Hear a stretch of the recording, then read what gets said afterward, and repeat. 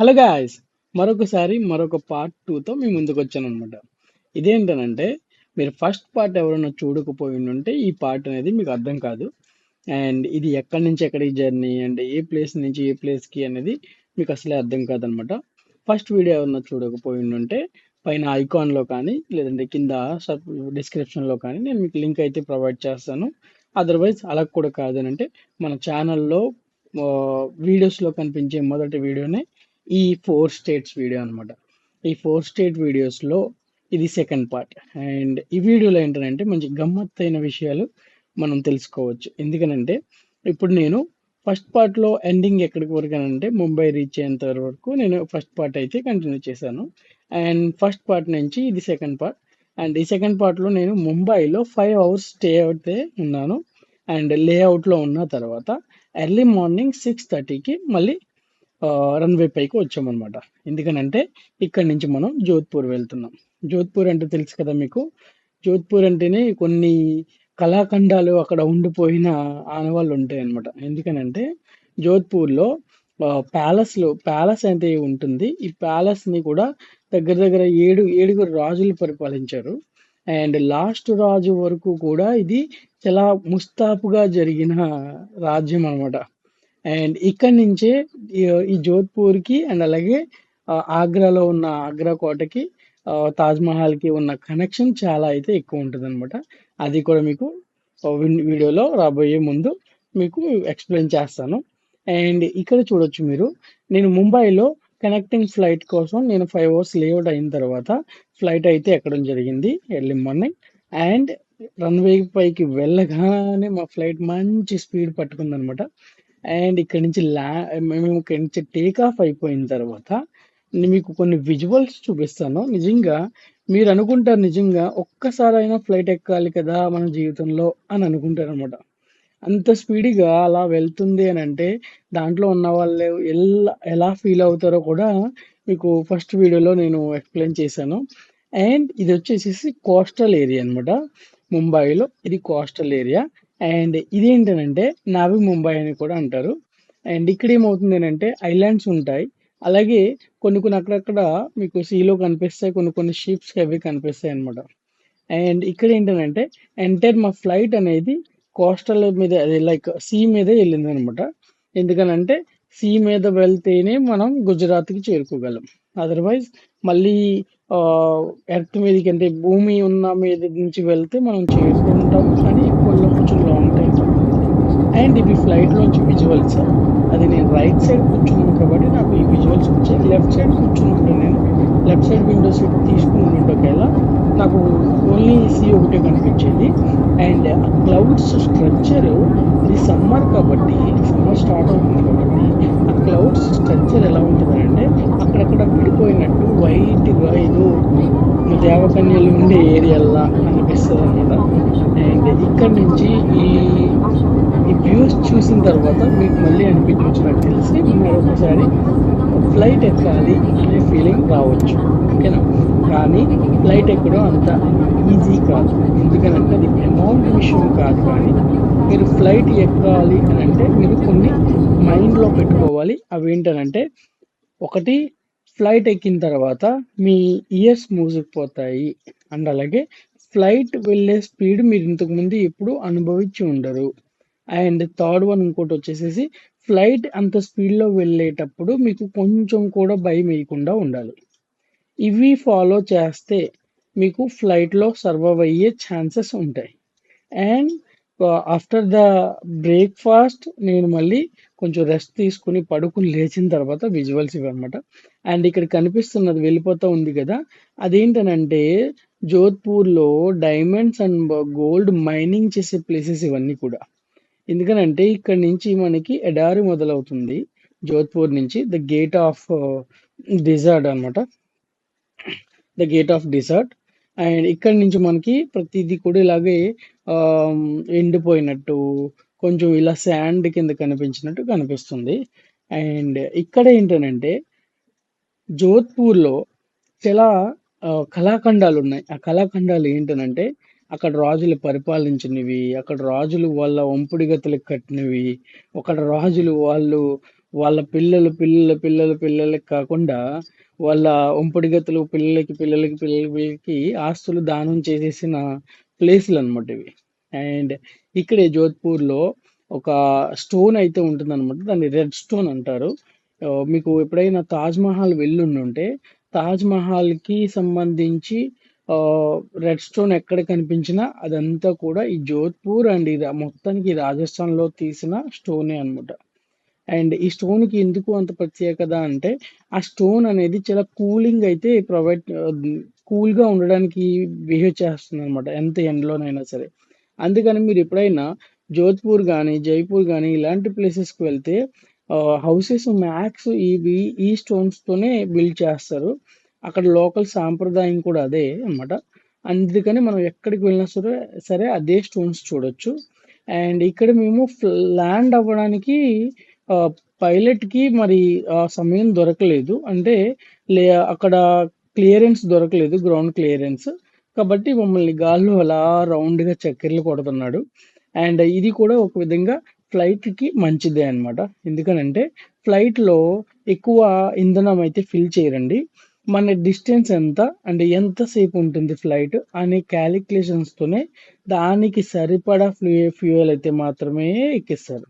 And అది కాకుండా ఇలా క్లియరెన్స్ దొరకనప్పుడు రౌండ్స్ వేయడానికి మాత్రమే చేసేటట్టు ఎక్కిచ్చేటట్టు ఎక్కిస్తారనమాట. అందుకని ఆ ఫ్యూయల్ ఎంత ఉందో అంతవరకు మాత్రం రౌండ్స్ ఎయ్యాలి కొన్నిసార్లు. కొన్నిసార్లు 1 కాదు, 2 కాదు, ఒక 10 రౌండ్ల వరకు అయినా ఏస్తది. ఎందుకనంటే ఆ ఫ్యూయల్ అయిపోయేంత వరకు. అదర్‌వైజ్ వాళ్ళకి టైం లేదు, గ్రౌండ్ క్లియరెన్స్ వచ్చేసింది ఫాస్ట్‌గా అనంటే ఫ్యూయల్‌ని ఇంజెక్ట్ చేసేస్తారు. గాల్లో రిలీజ్ చేసేస్తారు. అదేంటి గాల్లోకి రిలీజ్ చేసేస్తే మరి ఆహ్, ఏమవ్వదా కింద వాళ్ళకి అని చెప్పేసనంటే, లేదండి అది ఎవాపరేట్ అయిపోద్ది కాబట్టి, ఆ ఫ్యూయల్ ఏమి కాదు. అండ్ అలా మొత్తం అయిపోయిన తర్వాత స్లోగా ల్యాండ్ చేయడానికి ట్రై చేస్తారు. అండ్ ఇక్కడ చూడొచ్చు మీరు కింద రోడ్ మీద కాకుండా ట్రైన్ కూడా వెళ్ళేటట్టు అక్కడ మనకి వ్యూ కనిపించింది. అండ్ ఇక్కడ జోధ్‌పూర్‌లో ఏంటనంటే, మీరు ఏ బిల్డింగ్ మీద చూసినా బ్లూ కలర్ కనిపిస్తూనే ఉంటుంది. ఎందుకనంటే ఇక్కడ బ్లూ కలర్ అనేది సాంప్రదాయం కాదు.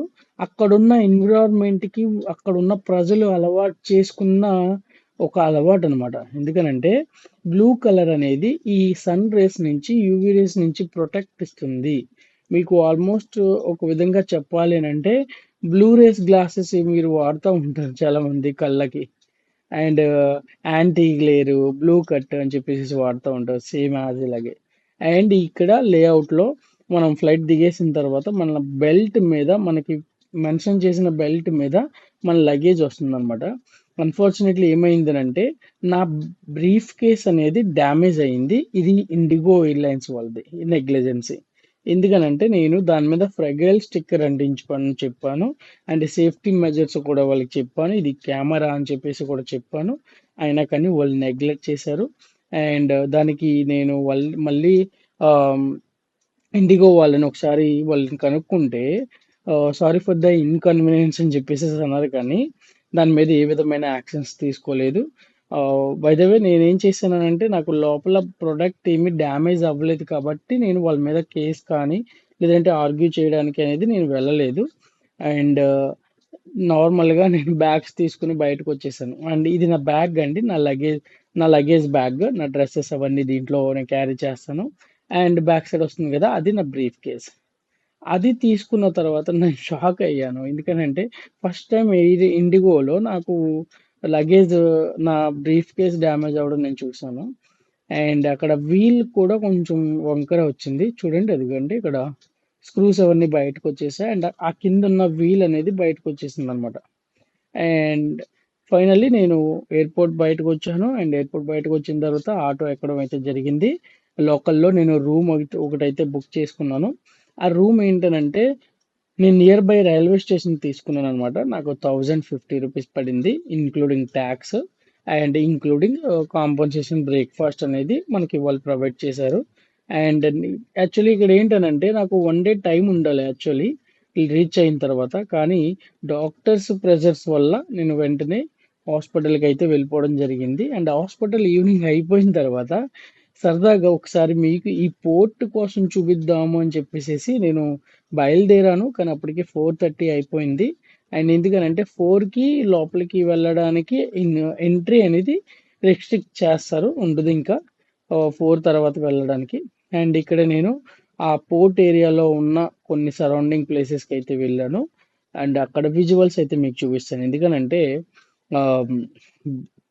బ్యాడ్ లక్‌గా నేను వెళ్ళలేకపోయాను కాబట్టి లోపలికి. ఇంక బయట నుంచైనా చూపించాలని అనుకున్నాను.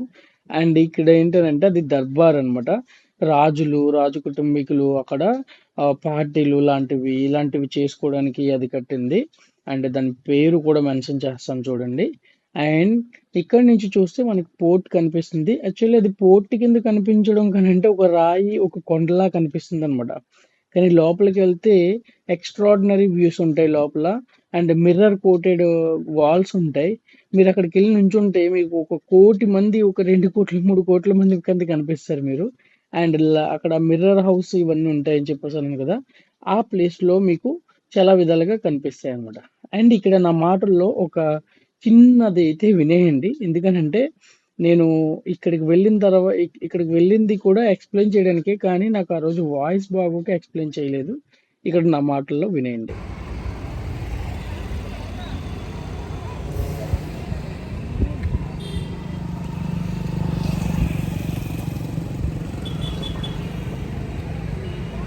This is the blue city actually, Jodhpur, the old city అనమాట. అండ్ ఇక్కడ మొత్తం బిల్డింగ్స్ అన్నీ కూడా ఓల్డ్ బ్లూ కలర్లో ఉంటాయి. దానికి రీజన్ ఏంటంటే యాక్చువల్లీ ఇక్కడ టెంపరేచర్స్ ఎక్కువ కదా, టెంపరేచర్ లో చేసుకోవడానికి ఈ కలర్ని ఎక్కువ యూజ్ చేస్తారనమాట. అండ్ మీకు అక్కడ ఒక ప్యాలెస్ కనిపిస్తుంది. That is what the name, Ram Mandir. That one what we call Ram Umed Bhavan.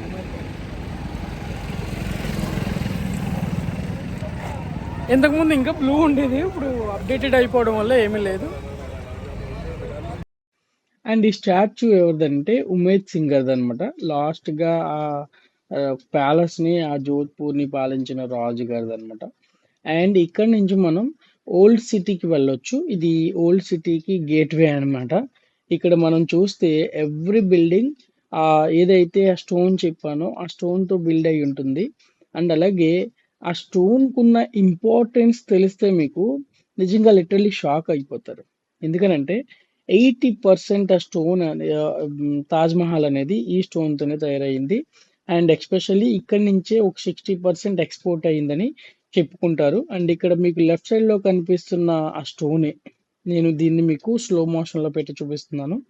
ఎందుకంటే అక్కడ ఆగడానికి ఛాన్స్ ఉండదు. ఎందుకంటే ఇది అక్కడ టర్నింగ్ పాయింట్ కదా! అందుకని బైక్స్ అక్కడ ఆపడానికైతే వీలుండదనమాట. అండ్ ఈవినింగ్ టైమ్స్‌లో అంటే 6 అవర్ ఆ టైంలో లేదా మార్నింగ్ ఎర్లీ మార్నింగ్‌లో అయితే ఆపొచ్చు. చూడండి ఆ స్టోన్ స్ట్రక్చర్ చూడండి. ఏదో ఎవరో మైసూర్ పాకం పట్టుకు వెళ్ళి అక్కడ ఒక ఒక కొండలా పేర్చినట్టు సమానంగా అన్నీ ఉన్నాయి. ఆ స్ట్రక్చర్, ఆ స్టోను. నాకు అది చాలా వింతగా అనిపించింది ఆ స్టోన్. ఎందుకనంటే మీరు అక్కడికి వెళ్ళి ఆ స్టోన్‌ని టచ్ చేస్తే ఆ స్టోన్ నుంచి హీట్ రాదు. ఆ స్టోన్ నుంచి చల్లగా అనిపిస్తది మీకు. అండ్ ఇక్కడ నుంచి మనం ఓల్డ్ సిటీకి వెళ్తున్నాం కదా! ఈ ఓల్డ్ సిటీలో ఏంటనంటే ఒకటి క్లాక్ టవర్ అని ఉంటుంది. ఆ క్లాక్ టవర్ దగ్గర దాన్ని మార్కెట్ యార్డ్ అంటారు. ఒకప్పుడు రాజుల కాలంలో అక్కడ మార్కెట్ యార్డ్‌లో గోల్డ్ అండ్ డైమండ్స్ అండ్ రత్నాలు లాంటివి దోసులతో పట్టి వేసేవారట. లిటరల్లీ నిజమండి. అక్కడ ఏంటనంటే వ్యాపారం జరిగేది. ఆ వ్యాపారంలో ఉప్పుతో కానీ, లేదంటే నల్ల మందు కోసం కానీ, లేదనంటే ధాన్యం కానీ, లేదంటే ఆహారం పదార్థాల కోసం కూడా మీరు ఏదైనా ఒక కేజీ ఆహార పదార్థాలు పట్టుకు వెళ్తే మీకు అక్కడ దోసుల్లో రాళ్ళు, ఈ డైమండ్స్, ఈ రత్నాలు ఇవన్నీ కూడా మీకు దోసులతో కొలిచి వేసేవారనమాట. చూడండి ఇక్కడ ప్రతీది కూడా ఆ స్టోన్‌తోనే తయారయ్యుంది. అండ్ చూడండి అవి మీరు ఇటుకలు అనుకుంటారు. ఇటుకలు కాదు. అవి స్టోన్స్. ఏ స్టోన్స్? నేనిప్పుడు మీకు ఇందాక బ్యాక్ సైడ్ చూపించాను గదా! ఆ స్టోన్స్ అనమాట. ఆ స్టోన్‌తోనే బిల్డ్ అయ్యుంటాయి. ఆ స్టోన్‌ని చక్కగా చెక్కి, నాపరాయిల కింద చెక్కి, ఆ చెక్కిన వాటితో వాళ్ళు మన టైల్స్ ఎలా యూజ్ చేస్తామో అలా యూజ్ చేస్తారు. అండ్ ప్లస్ ఏంటంటే లోపల ఇటుకలు ఉన్న ప్లేస్‌లో ఈ స్టోన్సే ఉంటాయి. అండ్ ఇది కూడా ఇక్కడ మనకి ఒక విషయం పరిగణలోకి తీసుకోవాలి. అదేంటనంటే తాజ్ మహల్‌ని మనం ఒక వేలో చూస్తాం, కానీ తాజ్ మహల్ అనేది వైట్ స్టోన్ అనేది ఓకే, మీరు వైట్ స్టోన్ చూస్తారు, కానీ తాజ్ మహల్ని రెండో కోణంలో చూసే వాళ్ళకే ఇది మ్యాటర్ అర్థమవుతుంది. ఎందుకంటే మీరు ఎన్నిసార్లు తాజ్ మహల్కి వెళ్ళినా మీకు అనవసరం, శుద్ధ వేస్ట్ అనమాట. ఎందుకనంటే తాజ్ మహల్కి వెళ్తే మీరు రెండో కన్ను, శివుడు మూడో కన్ను తెరిచినట్టు మీరు రెండో కన్నులో ఆ మూడో కన్నుతో చూడాలి తాజ్ మహల్ని. అలా చూస్తే మీకు ఒక వ్యూ కనిపిస్తుంది. ఆ వ్యూలో ఈ రెడ్ స్టోన్ కనిపిస్తుంది అనమాట. ఈ రెడ్ స్టోన్ కనిపించేటట్టు మీరు చూస్తేనే మీరు అక్కడికి వెళ్ళినట్టు, అక్కడికి వెళ్ళడానికి వెళ్ళినందుకు వర్త్ అవుతుంది, అదర్వైజ్ అవ్వదు. అండ్ యాక్చువల్లీ నేను ఒక విషయం చెప్పడం మర్చిపోయాను. ఈ పర్సన్ ఉన్నారు కదా, ఈ పర్సన్ తెలుగు మాట్లాడతారు. ఎందుకనంటే ఈ పర్సన్ హైదరాబాద్లో 40 years వర్క్ చేశారనమాట. అండ్ ఈ పర్సన్కి తెలుగు మాట్లాడడం ఎలా వచ్చు అని అంటే అక్కడ చేయడం వల్ల వచ్చింది. నాకు ఎలా పరిచయం అయ్యారంటే, నేను ఒక కాఫీ షాప్ దగ్గర కాఫీ తాగుతుంటే నేను సమ్ తెలుగు పర్సన్తో మాట్లాడుతున్నాను ఫోన్ కాల్లో. నా దగ్గరకు వచ్చి మీరు తెలుగు వాళ్ళ అని అడిగారు చాలా క్లారిటీగా. నేను భయపడ్డాను ఫస్ట్, కానీ తర్వాత వాళ్ళ ఇంటికి పిలిచారు, కానీ నేను వెళ్ళలేదు. అండ్ నన్ను ఇలా తిప్పుతారా అని అడిగితే హాస్పిటల్కి వచ్చి పికప్ చేసుకున్నారు అనమాట. అండ్ ఇక్కడి నుంచి మనం ఒక ప్లేస్కి వచ్చాము. ఇదేంటంటే ఇది వినడానికి చాలా వింతగా ఉంటుందన్నమాట. ఇదంతా కూడా రాజుగారికి సంబంధించిన కొలను. ఈ కొలను చుట్టూరు కూడా ప్రార్థనా మందిరాలు ఉంటాయి. ఆ ప్రార్థనా మందిరాలు అక్కడ ప్రార్థన, నమాజ్ ఇవన్నీ చేసుకున్న తర్వాత ఈ పక్కనేమో ముస్లిమ్స్, ఆ పక్కనేమో హిందూస్, ఈ పక్కనేమో ఆ, వేరే మతస్థులు అనమాట. వీళ్ళందరికీ ప్రార్థనా స్థలాలు ఇవన్నీ. కానీ ఇప్పుడు ఇవి ఎవరి హయాంలో ఉన్నాయంటే గవర్నమెంట్ హయాంలో కూడా లేవు. యాక్చువల్లీ పాత ప్యాలెస్లన్నీ కూడా గవర్నమెంట్ కానీ, లేదంటే పురావస్తు శాఖ వాళ్ళకి కానీ, లేదంటే టూరిజం అథారిటీ వాళ్ళ పేర్ల మీద ఉండిపోతాయి. కానీ ఇవి ఎక్కడ కూడా అలా రిజిస్టర్ అవ్వలేదు. ఎందుకనంటే ఇవి రాజుగారి యొక్క, లాస్ట్ రాజుగారు ఉమేద్ సింగ్ గారి యొక్క ఉంపిడి గత్తులకి ఇచ్చినట్టే ఆనవాళ్ళు ఉన్నాయన్నమాట. అండ్ ఇక్కడ ఒక విషయం ఏంటంటే, ఇప్పుడు మనం వెళ్తున్నవి ఏంటంటే ఇది clock tower area and market yard. ఇక్కడేనండి అప్పట్లో రాజుల కాలంలో ఇక్కడ బంగారం, డైమండ్స్, అలాగే రత్నాలు లాంటివి గుప్పెటితో వేసేవారు అనమాట. గుప్పెట్లతో ఇలా ఎన్ని వస్తే అన్ని వేసేవారు అనమాట. అంతవరకు ఇక్కడ వ్యాపారం జరిగేది. దానికి నిదర్శనమే ఈ క్లాక్ టవర్ అనమాట. అండ్ ఈ క్లాక్ టవర్ లో ఒక సమాధి ఉంటుంది. ఆ సమాధి కూడా చాలా రత్నాలు పొదిగి ఉంటున్నదని చెప్పేసి అని అంటారు. ఐ థింక్ నేను ఆగలేదు, కానీ ఆ లోకల్ పర్సన్ అయితే ఆయన అయితే చెప్పారనమాట. బై లాక్ ఏంటంటే నాకు తెలుగు పర్సన్ దొరకడం అనమాట. ప్రతిదీ కూడా ఫుల్గా ఎక్స్ప్లెయిన్ చేశారు. అండ్ ఇక్కడ నుంచి ప్యాలెస్ చూస్తే క్లియర్ వ్యూ కనిపిస్తుంది. అక్కడ కొన్ని ప్యాలెస్ లో విండోస్ ఉన్నాయి. ఆ విండోస్ లోంచి చూస్తే మళ్ళీ ఏరియా చాలా క్లియర్ గా కనిపిస్తుంది. అండ్ అలాగే అప్పట్లో రాజులు కూడా అక్కడ బైనాక్యులర్ తో ఇక్కడ జూ చూసేవారు అనమాట రాజ్యాన్ని అలా ఈజీగా చూడడానికి అనేది కోటలు ఎప్పుడనేవి పైనే ఉంటాయి. అండ్ ఇక్కడ నుంచి మనం జోధ్పూర్ ఎండింగ్కి వచ్చేసాం. ఇక్కడి నుంచి నా ప్రయాణం ఎక్కడికి సాగింది అంటే జోధ్పూర్ నుంచి సూరత్కి వెళ్ళాను అనమాట. అది గుజరాత్లో. గుజరాత్ సూరత్ అయితే వెళ్ళాను. అండ్ ఇంకా వేరే ప్లేసులకు వెళ్ళాను, కానీ నేను అక్కడ కొన్ని వీడియోస్ అనేది తీసాను, కానీ ఇక్కడ అప్లోడ్ చేయడానికి లేదు. ఎందుకంటే నేను అవి ల్యాండ్స్కేప్లో తీయలేదు, పోర్ట్రేట్ మోడ్లో తీసాను. అండ్ ఇది గుడ్ బై చెప్తున్న సన్నివేశం అనమాట నేను జోధ్పూర్కి. అండ్ ఇక్కడ నుంచి నేను బై బస్సులో సూరత్కి అయితే వెళ్ళాను. ట్రైన్స్ బుక్ చేసాను కానీ అవ్వలేదు. అండ్ ఇది ఒక 5 స్టార్ హోటల్ అనమాట. మీకు ఆల్మోస్ట్ సేమ్ రాజులకు సంబంధించిన ప్యాలెస్ లాగే ఉంటాయి. అండ్ ఇది ఎర్లీ మార్నింగ్ సూరత్లో వ్యూ. అండ్ ఇంతవరకు నేను ప్రయాణం చేసింది కూడా ఒక ఎయిమ్తో అండ్ ఒక వర్క్తో చేశాను, కాబట్టి నేను అంత క్లియర్గా చూపించలేదు ఏమైతే ఎక్కాను అనేది. అండ్ ఇది సూరత్ అనేది మీకు తెలుసు కదా, సూరత్లో టెక్స్టైల్ కంపెనీస్ అనేవి బాగా ఫేమస్. మీకు కనిపిస్తున్న ప్రతి బిల్డింగ్ కూడా ఇక్కడ టెక్స్టైల్కి సంబంధించిన కంపెనీసే. టెక్స్టైల్ బట్టలు అమ్మితే ఇంత బిల్డింగ్స్ కట్టొచ్చా అనేది నేను సూరత్లో చూశాను. అండ్ సూరత్ నుంచి మళ్ళీ నేను రాజ్కోట్ అయితే వెళ్ళాలన్నమాట. రాజ్కోట్ ఎలా వెళ్ళాలి అనేది నేను ఇక్కడ వర్క్ అయిపోయిన తర్వాత డిసైడ్ అవుదాం అనుకున్నాను. అలాగే వర్క్ అయిన తర్వాత కూడా డిసైడ్ అయ్యాను. అండ్ వర్క్ అయిపోయిన తర్వాత మళ్ళీ నేను రాజ్కోట్ నుంచి అహ్మదాబాద్కి వెళ్ళాలి. అహ్మదాబాద్ ప్లేస్ ఏంటంటే ఒక ఫ్లైట్ యాక్సిడెంట్ జరిగింది కదా లాస్ట్ టైం. ఆ ప్లేస్లో ఆ విజువల్స్ చూపించడానికి అయితే ట్రై చేశాను. అలాగే అక్కడికి వెళ్ళాను కూడా. అవి కూడా మీకు థర్డ్ పార్ట్లో వస్తుంది. ఎందుకనంటే ఇప్పుడు నేను 20 మినిట్స్ ఇక్కడ వీడియో పెట్టాను. మీకు ఇవో కొంచెం ఓపికతో చూడండి. అండ్ ఫుల్గా వీడియో చూసిన తర్వాత మీ ఫ్రెండ్స్ అండ్ ఫ్యామిలీ మెంబర్స్కి అండ్ మీ రిలేటివ్స్కి షేర్ చేయండి. ఇది 2 డేస్ తర్వాత సూరత్ నుంచి రాజ్కోట్కి వెళ్తున్న దృశ్యాలన్నమాట. అండ్ ఇక్కడ నుంచి నేను మళ్ళీ అహ్మదాబాద్ వెళ్తాను. ఆ వీడియో కూడా మీకు థర్డ్ పార్ట్లో ఇస్తాను. అండ్ అంతవరకు సెలవు. అండ్ థర్డ్ పార్ట్ వచ్చిన తర్వాత అది కూడా చూసి మంచిగా వీక్షించండి. Thank you so much. మరొక వీడియోతో మరొక పార్ట్తో మళ్ళీ కలుసుకుందాం.